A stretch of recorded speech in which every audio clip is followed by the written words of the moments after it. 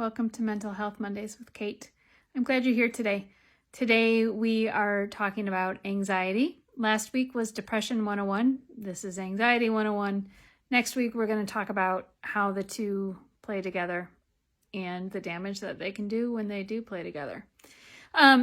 Much like depression, anxiety has a lot of misnamed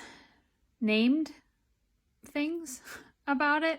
Wrong understandings, some wrong applications, but also like depression, anxiety is something that you either can have at a clinical level, meaning diagnosis, medication, meeting a lot of parameters. It can also just be a very mild thing. There are many people who have a very mild case of anxiety that they manage quite well on their own. That kind of makes itself known in certain situations, but is not there all the time. So anxiety can present itself in situations of or manifestations of panic. It can manifest as worry. It can manifest as stress. It can manifest as rumination, just meaning constant thought about one thing and you can't get out of that loop. And many other things, which is why anxiety can be seen kind of as a catch-all, and unfortunately is why it's diagnosed for so many people. But it also is something that kind of mimics a lot of other things, so there's some ruling out that should happen. So within a diagnosis of anxiety, if you know someone or you are someone who's diagnosed, there are specifiers. There is a generalized anxiety disorder. I think we're getting away from the word disorder. I hope that we are. Anyway, that's besides the point. What anxiety feels like is those moments that your skin is crawling when you're trying to unwind at the end of the day, and it's not just your brain that keeps going. People with advanced anxiety, clinical anxiety is the word I was looking for, feel it in their whole body. Everything is just kind of running. And the motivation of that running, of that movement, varies from person to person. So for some people, they experience their anxiety in anticipation of something, worry about how something will be received, worried about the outcome of something, stressed about what's going to happen. So I recently had a game night here at my house. I love board games and card games. Some amazing inner circle people were here, and we were introduced to a new game, and new to two of the people here. Anyway, it's called Ticket to Ride. Great game. But repeatedly throughout that game, I said to them, I'm having a lot of anxiety. And I was not saying that lightly. I really was. Now, why a board game should cause anxiety, it's unknown. Those are the moments that I realized, wow, you really don't have a full handle on your own anxiety. If this worry, this panic, it was a panic really was the cause of my anxiety, is coming from, what if somebody interrupts this plan that I have made? So it came out in Ticket to Ride, but that is a really common thing. People with anxiety, one of the ways that it is managed is to create a routine, create a system, create a plan, so that what is coming is known, right? It eliminates the need of surprise. It eliminates the what ifs as much as possible. So when something threatens to interrupt that, when something threatens to take down that plan, that's when that that anxiety builds within. The panic, the what am I going to do? Now, again, Ticket to Ride, probably not a great place for me to be expending the energy. But I felt it and I noticed it. And with anxiety, the number one way to get around anxiety is to call it out. Because let me tell you, just like depression is a liar, anxiety will play on any itty bitty little thing. We kind of joke in our family about the line of panickers that some of us are and that we come from. But that's what it's playing on. It's playing on the what ifs. And if you let yourself go down that road, we can spin ourselves so quickly from something that is very inane, Ticket to Ride doesn't matter. Who cares? I mean, it felt important in the moment, let's be real, but who cares? But that translates. If we do that with the small things, if we do that with game night, and we don't call it out and we don't name it and we don't figure out how to control it in the moment, we are at greater risk of living into those patterns of thought, living into the fear, living into that what if that always leans towards the side of negative outcome instead of potential for positive, right? It's the glass half empty.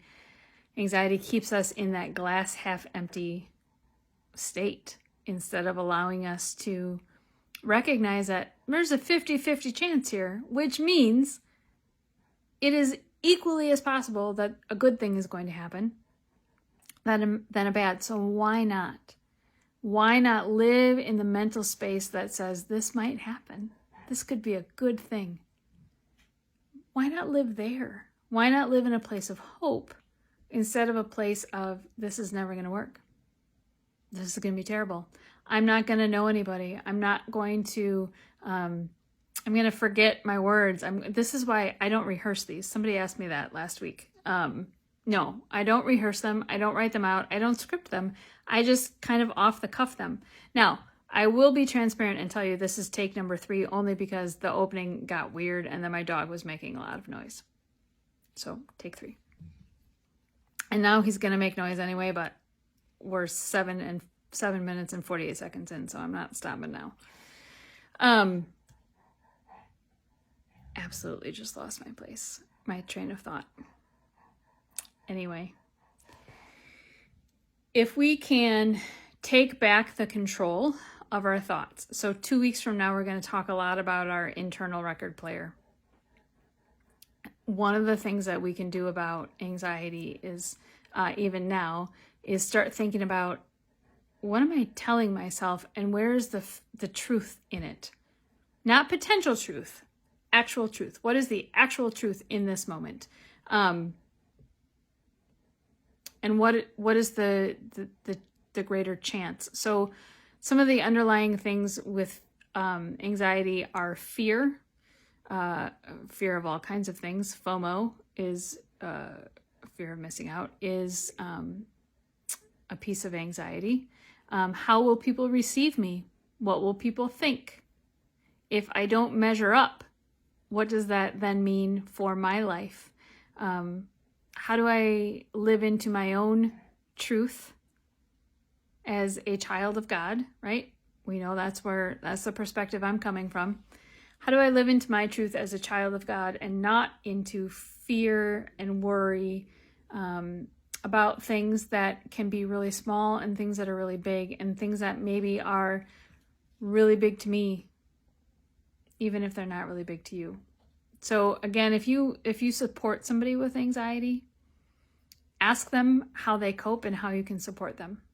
So if you have a friend who wants to join you for something, makes plans to join you for something, and then repeatedly, moments before, backs out, have you stopped to ask them why? In between the frustration and the disappointment, have you stopped to ask them why? There's something anxiety related, very likely, underneath it. What are the worries? What are the fears? And how can you help them through that? Take control of your thoughts. Keep yourself in the present moment is a really good one. A super fast way to bring yourself into the present moment is to tap your feet on the floor, to kind of tap your fingers on your wrist. Those are really quick ways to just come right into the present moment. Because when we start that what if train, we just keep going further and further and further, and we miss what's happening around us, and we can get ourselves into a self-fulfilling prophecy loop. And that's a terrible place to be. Worry, panic, stress, general worry about what is going to be. Control your thoughts. Take notice of them. Take notice of what you're saying to yourself. Take notice of what you're choosing to live into and choosing to believe. That is how we begin to undo anxiety. Saying to somebody, just don't worry about it. If someone has anxiety, that's probably the last thing you should say to them. Because especially if they have clinically diagnosed anxiety, they can't simply stop worrying about it. There are tools to learn. Fill your toolbox. There are things you can do so that you truly can stop worrying about it. But in the moment, please don't say that to people. There is a lot within anxiety and within depression to unpack. So here's what I need from you. I need you to send an email to katejmeyer.com@gmail.com. Both .coms are needed. Kate J. Meyer, MEYER.com@gmail.com. What specifically about depression or what specifically about anxiety do you want to know? Next week, we're going to talk about the interplay of the two.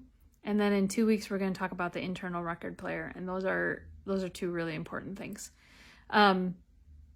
If you want to know what's coming up, if you want to know what's happening with my writing, if you want to hear about some behind the scene things about the Red Couch, if you want to hear the big announcements that are coming in November. And now, when I sent out the first newsletter, there was one big announcement. Now there's two. So if you want to hear what those announcements are, you will hear them first in my newsletter, which you can only get if you subscribe at katejmeyer.com, www.katejmeyer.com. Take note of what you say to yourself. If you are the only one who can give yourself a kind word in the day, who can remind yourself that you are loved and you are valued simply because you are, be sure that you are the one doing it. And once you've figured out how to do that for yourself, please be sure to share that with other people, because people need to know that simply because they are created, they are loved and they are valued and they have worth. All of that is true for you. So go take control of your thoughts and look for the glass half full, because there is an equal amount of chance that the good will happen instead of the bad. Be well. See you next time.